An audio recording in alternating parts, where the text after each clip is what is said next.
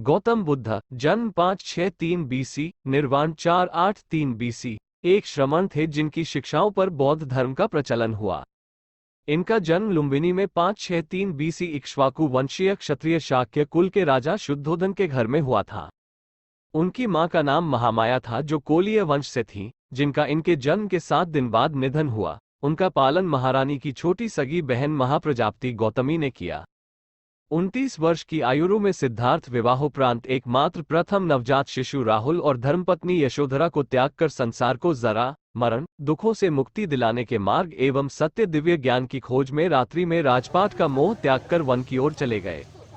वर्षों की कठोर साधना के पश्चात बोध गया, बिहार में बोधि वृक्ष के नीचे उन्हें ज्ञान की प्राप्ति हुई और वे सिद्धार्थ गौतम से भगवान बुद्ध बन गए।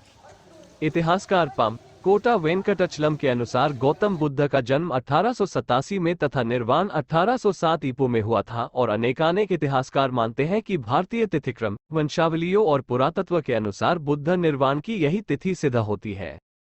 उनका जन्म 563 ईस्वी पूर्व के बीच शाक्य गणराज्य की तत्कालीन राजधानी कपिलवस्तु के निकट लुम्बिनी में हुआ था, जो नेपाल में है।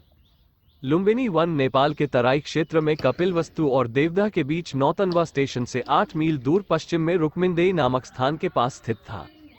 कपिलवस्तु की महारानी महामाया देवी के अपने नहर देवदा जाते हुए रास्ते में प्रसव पीड़ा हुई और वहीं उन्होंने एक बालक को जन्म दिया। शिशु का नाम सिद्धार्थ रखा गया। गौतम बुद्ध में जन्म लेने के कारण वे गौतम भी कहलाए। क्षत्रिय राजा शुद्धोधन उनके पिता थे। परंपरागत कथा के अनुसार सिद्धार्थ की माता का उनके जन्म के 7 दिन बाद निधन हो गया। उनका पालन पोषण उनकी मौसी और शुद्धोधन की दूसरी रानी महाप्रजापति गौतमी ने किया। शिशु का नाम सिद्धार्थ दिया गया, जिसका अर्थ है वो जो सिद्धि प्राप्ति के लिए जन्मा हो। जन्म समारोह के दौरान साधु दृष्टा आश्रित ने अपने पहाड़ के निवास से घोषणा की बच्चा या तो एक महान राजा या एक महान पवित्र पथ प्रदर्शक बनेगा। शुद्धोधन ने 5वें दिन एक नामकरण समारोह आयोजित किया और 8 ब्राह्मण विद्वानों को भविष्य पढ़ने के लिए आमंत्रित किया। सभी ने एक सी दोहरी भविष्यवाणी की कि बच्चा या तो एक महान राजा या एक महान पवित्र आदमी बनेगा। दक्षिण मध्य नेपाल में स्थित लुम्बिनी में उस स्थल पर महाराज अशोक ने 3री शताब्दी ईसा पूर्व बुद्ध के जन्म की स्मृति में एक स्तंभ बनवाया था। बुद्ध का जन्म दिवस व्यापक रूप से थेरावदा देशों में मनाया जाता है। सिद्धार्थ का मन बचपन से ही करुणा और दया का स्रोत था। इसका परिचय उनके आरंभिक जीवन की अनेक घटनाओं से पता चलता है। शिक्षा एवं विवाह। सिद्धार्थ ने गुरु विश्वामित्र के पास वेद और उपनिषद को तो पढ़ा ही, राजकाज और युद्ध विद्या की भी शिक्षा ली। कुश्ती, घुड़दौड़, तीर कमान, रथ हाँकने में कोई उसकी बराबरी नहीं कर पाता। 16 वर्ष की उम्र में सिद्धार्थ का कन्या यशोधरा के साथ विवाह हुआ। पिता द्वारा ऋतुओं के अनुरूप बनाए गए वैभवशाली और समस्त भोगों से युक्त महल में वे यशोधरा के साथ रहने लगे, जहां उनके पुत्र राहुल का जन्म हुआ। लेकिन विवाह के बाद उनका मन वैराग्य में चला और सम्यक सुख शांति के लिए उन्होंने अपने परिवार का त्याग कर दिया। घुड़दौड़ में जब घोड़े दौड़ते और उनके मुंह से झाग निकलने लगता तो सिद्धार्थ उन्हें थका जानकर वहीं रोक देता और जीती हुई बाजी हार जाता। खेल में भी सिद्धार्थ को खुद हार जाना पसंद था, क्योंकि किसी को हराना और किसी का दुखी होना उससे नहीं देखा जाता था। सिद्धार्थ ने चचेरे भाई देवदत्त द्वारा तीर से घायल किए गए हंस की सहायता की और उसके प्राणों की रक्षा की। राजा शुद्धोधन ने सिद्धार्थ के लिए भोग विलास का भरपूर प्रबंध कर दिया। 3 ऋतुओं के लायक 3 सुंदर महल बनवा दिए। वहां पर नाच गान और मनोरंजन की सारी सामग्री जुटा दी गई। दास दासी उसकी सेवा में रख दिए गए, पर ये सब चीजें सिद्धार्थ को संसार में बांधकर नहीं रख सकी। वसंत ऋतु में एक दिन सिद्धार्थ बगीचे की सैर पर निकले। उन्हें सड़क पर एक बूढ़ा आदमी दिखाई दिया। उसके दांत टूट गए थे, बाल पक गए थे, शरीर टेढ़ा हो गया था।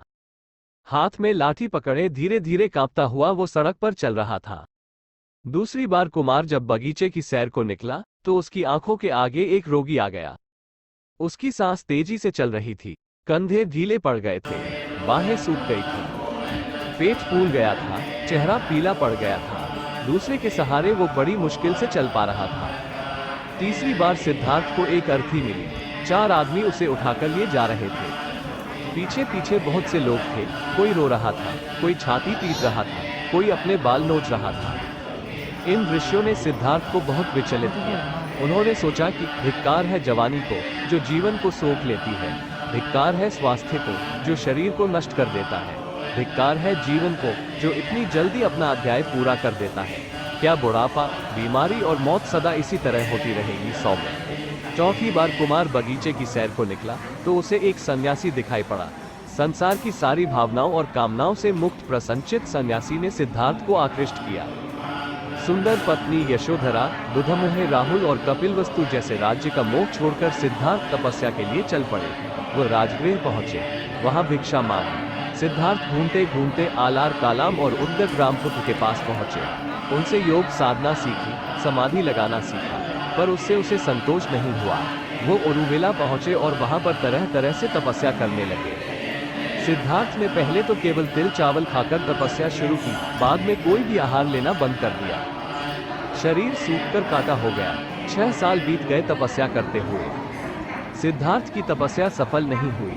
शांति हेतु बुद्ध का मध्यम मार्ग। एक दिन कुछ स्त्रियां किसी नगर से लौटती हुई वहां से निकली जहां सिद्धार्थ तपस्या कर रहा थे। उनका एक गीत सिद्धार्थ के कान में पड़ा, वीणा के तारों को ढीला मत छोड़ो। ढीला छोड़ देने से उनका सुरीला स्वर नहीं निकलेगा, पर तारों को इतना कसो भी मत कि वे टूट जाए। बात सिद्धार्थ को जच गई।